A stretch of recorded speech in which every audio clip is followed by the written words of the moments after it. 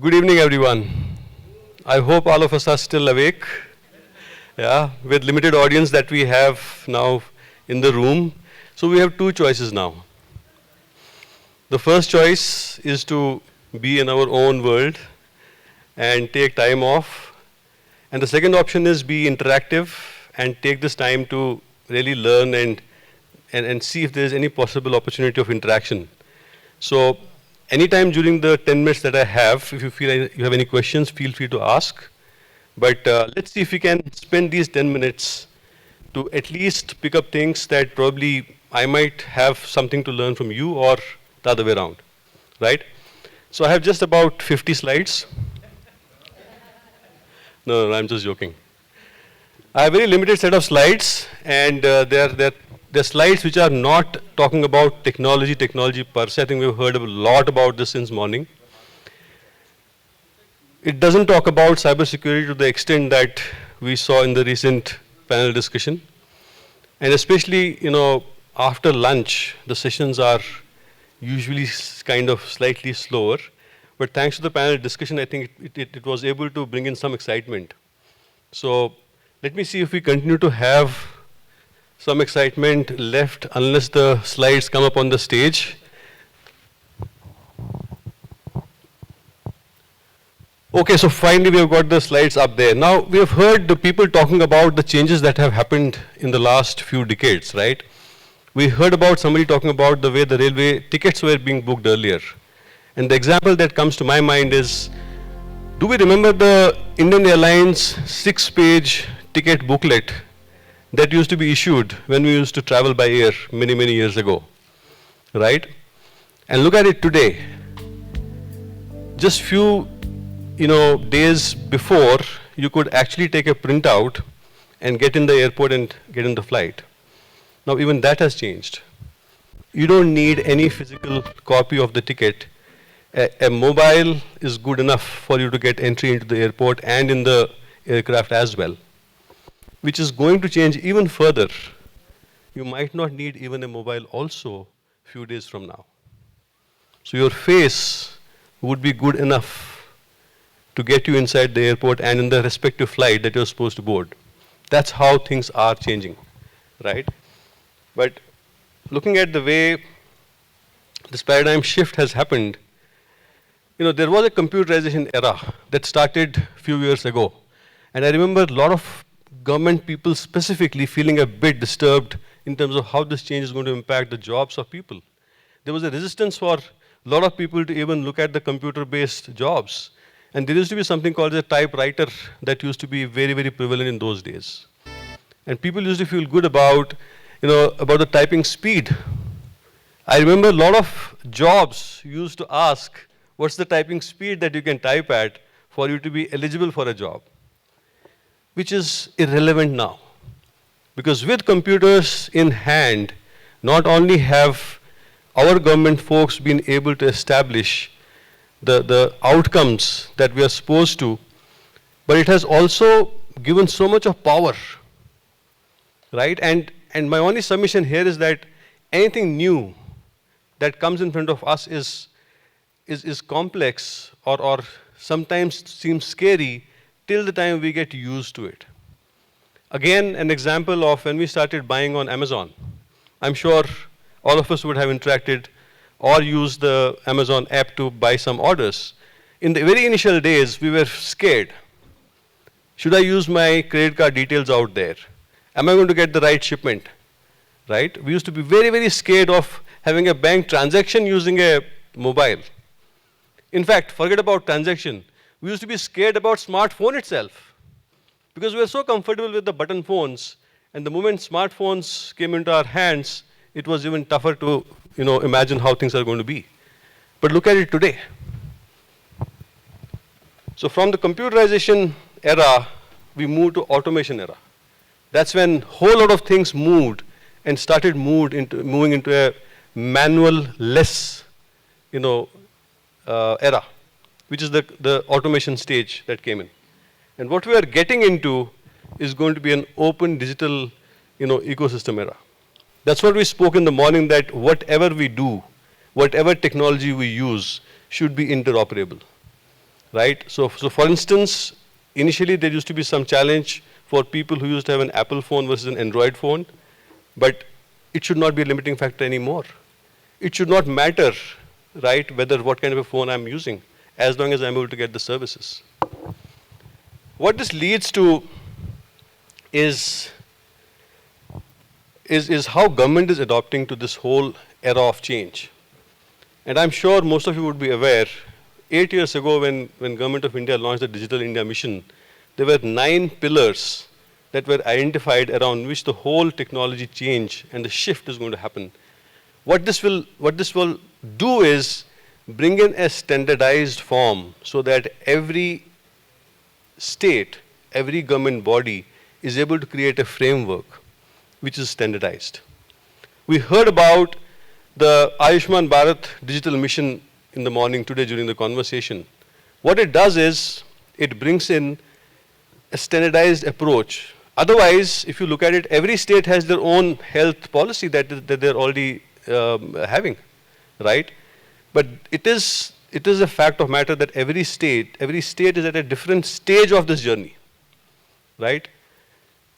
Is every state reached the final threshold of the mission that they're supposed to have? The answer is no.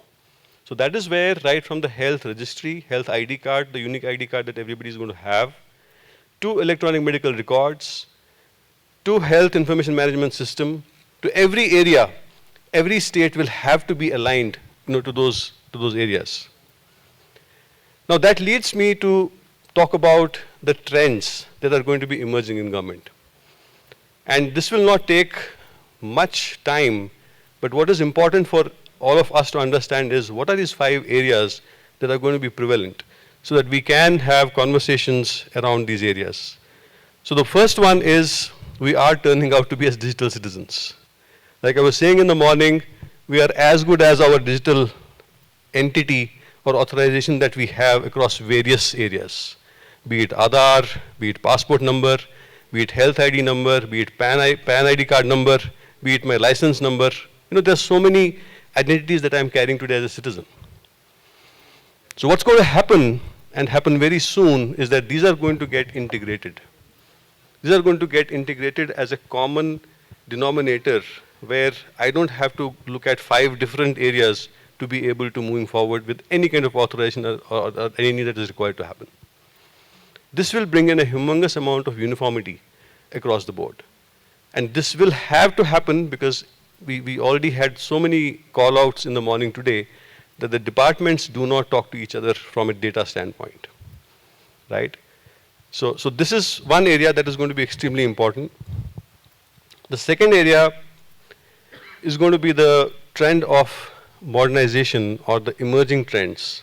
We heard about AI/ML, blockchain, IoT, all of these latest trends, buzzwords as we all say, but that's a fact.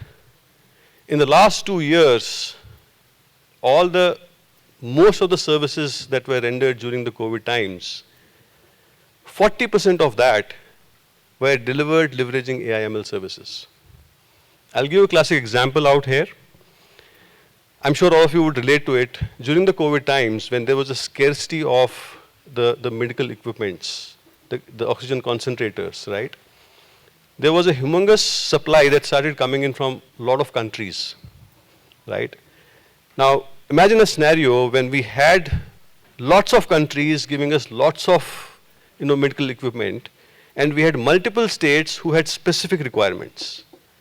How do you create a supply and demand scenario which matches? Think about it. You have thousands and thousands of concentrators and other medical equipment coming from different countries. Some is landing in Delhi, some is landing in Bombay, some is landing in Hyderabad. And you have different states, right, from J&K to Mumbai, Maharashtra to Telangana, who needed different things because of the shortage that they had. So we worked with Government of India at that point of time, MeitY specifically, to create a AI/ML based algorithm in the short span of 3 days, which was called as CoAid. And what that did was that created a match between what states needed versus what was available. And how could the goods be transferred from the nearest airport where the goods are arriving at. Most of the people on the ground will not know. They're not supposed to know, right? But there's a lot of work that happens at the back end to leverage such technologies. Now moving forward, there's another area that's going to be catching a very, very huge significance moving forward is the geospatial ecosystem. Think about farmers where there are floods which come upon any point of given time, and these farmers have taken big loans.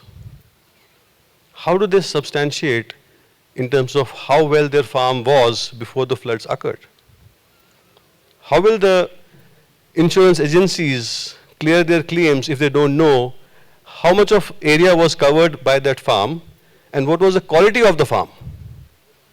So there are geospatial technologies that get used today to be able to provide the visuals of those farms pre-floods and post-floods, so that the insurance claims which used to earlier take about months can get now cleared in days. Now if you see over here, we used to have, or we have had instances of a standard view, that's the human view, the best extent that one can view. The second is the view that we are today able to garner because of drones, for instance, right?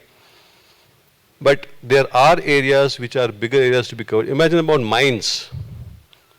Imagine about situations which can get created because of any, calamity, God forbidden. There could be earthquakes. So that is where the God's view, as we call it, is the satellite imagery view that helps us to create a relief mechanism which is immediate, which does not need any kind of a manual intervention because these images get refreshed almost every day. So that's from the perspective of the emerging technologies. Now moving forward, smart governance is also changing. And these are the areas where we have seen the governance mechanism itself, moving in the direction that is impacting citizens like all of us in multiple ways. It all started with publishing of information which was one-sided information from government to citizens, right? That used to be the scenario, that used to be the common area that was seen so far. And then it followed by a two-way interaction where there was messaging coming from the government, but there was also a feedback mechanism created, right? And from there we have moved to a scenario which is a transformation, which is a seamless service across departments, using customized information, leading to a real-time integration. And this is the true example of a government-private partnership. Because you need to have a mechanism today, and I was hearing in one of the debates earlier that one of the schemes did not work out, right? And the government did a lot of analysis in terms of why it did not work out. Could have been prevented had there been a messaging, taken up from the citizens to the government back. So there are broadly three areas, as defined by the Government of India under Digital India Mission, where we work upon with them both at the digital foundation stage, to the digital reach stage, to the digital value stage. That's where the value creation has to happen in each of these areas. And looking at the way the mechanism has to happen from the optimizing digital resources standpoint, these are the times when these are omni-channel based approach that can be created between the citizen and the government. All of us have schemes to offer, but are these schemes working? Are these schemes working in the strata of people for which the schemes are itself intended? Are you getting the right ROIs based on the schemes?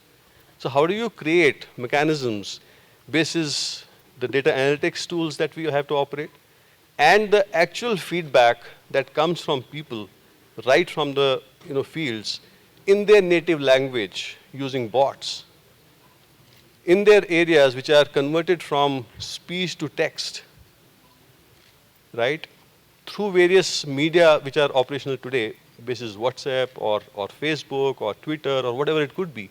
So there has to be a mechanism to consolidate such inputs to create some sense out of that. Last but not the least, one of the fifth largest area that has been identified worldwide and in the country is that cloud is going to play an innovator driver stage. The fact of the matter is that we can't be busy keeping the lights on. Somebody has to have a situation where they have to think of opportunities to go over and above what's already running, right? And that's where you have to look at scenarios which overall suite of services you can leverage. Now, all of us have heard about AI/ML, IoT, blockchain. Is it available to you today? You might be running data centers across thousands of square feet.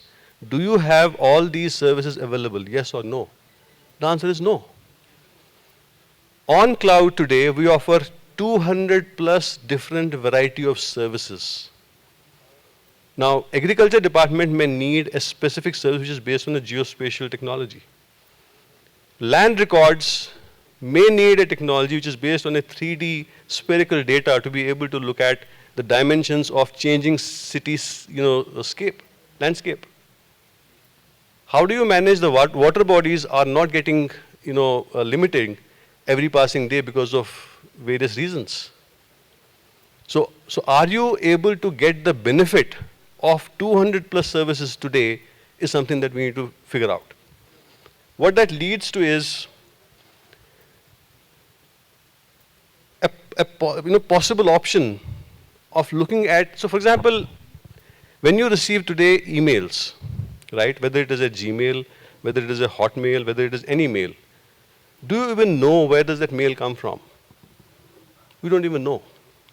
When we access any Internet Explorer or Google or whatever service, do we even know what is the platform it is running on? We don't even know. And that's the beauty. Because as a user, I'm not focusing on, am I getting the mails right? I'm not focusing on, am I getting cyber attacks to those mails?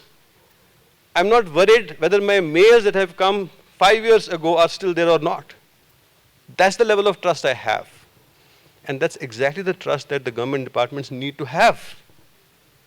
It is not their job to go and fix the things that are supposed to be on the network basis, or on the security basis, or on the storage basis, or on the compute basis. It's not.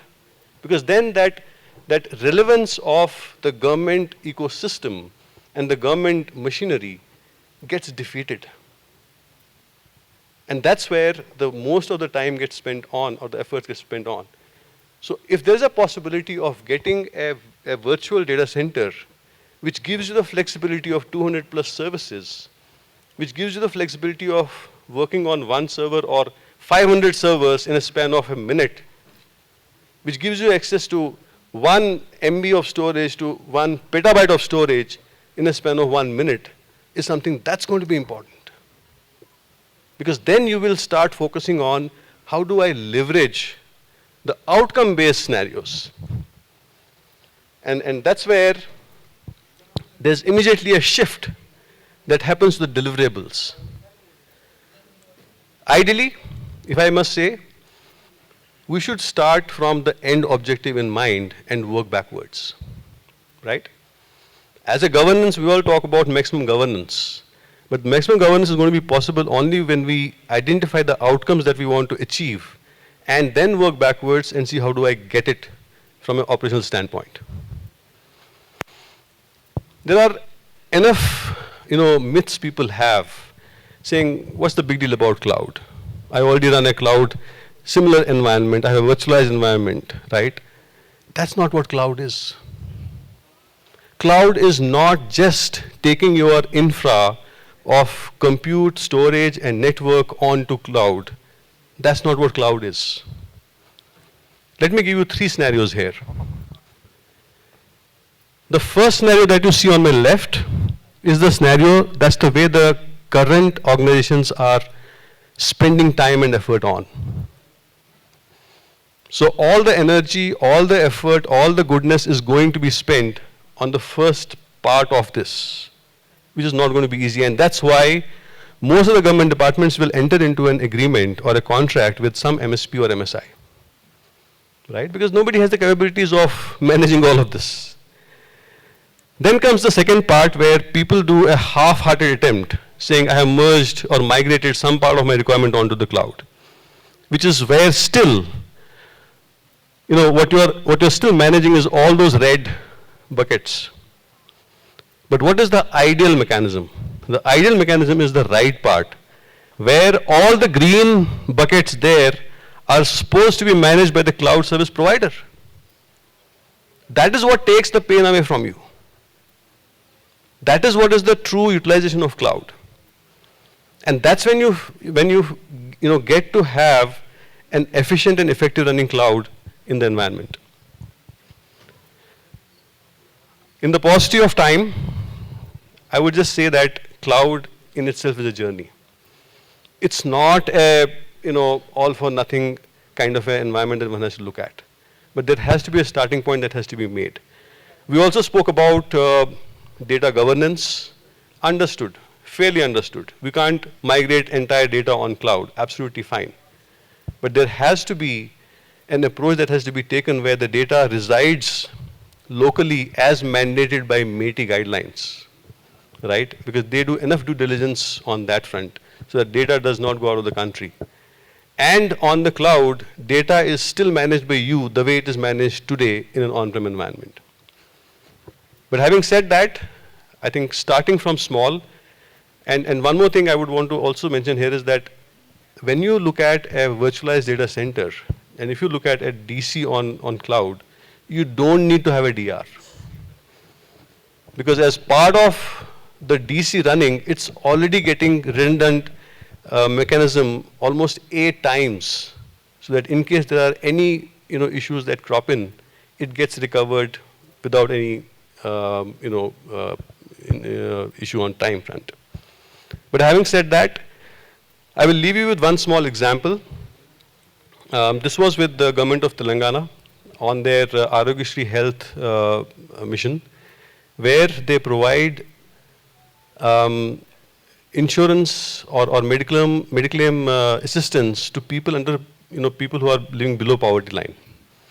And this was an application that was developed about 10 years ago, which was running on their state data center.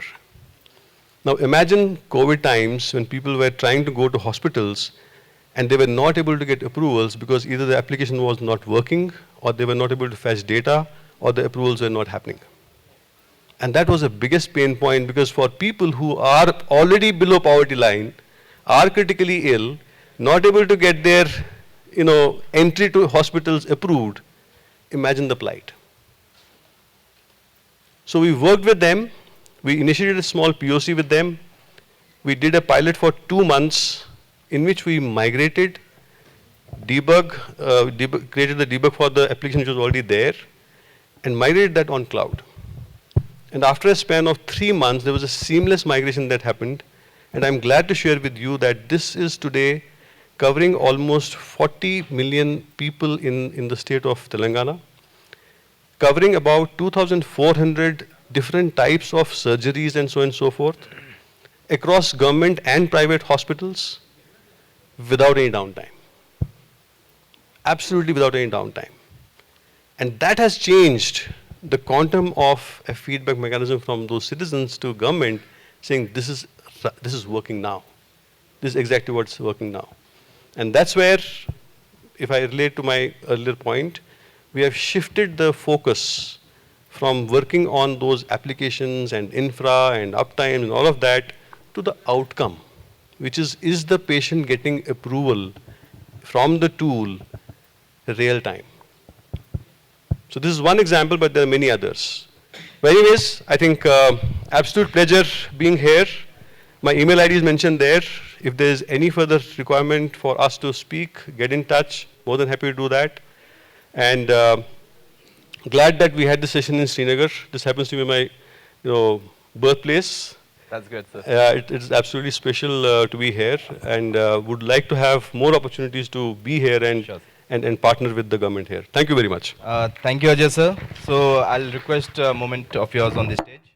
So I'll request Mr. Ajay Chakti, sir, to just come on stage and present the memento to Ajay Kaul, sir.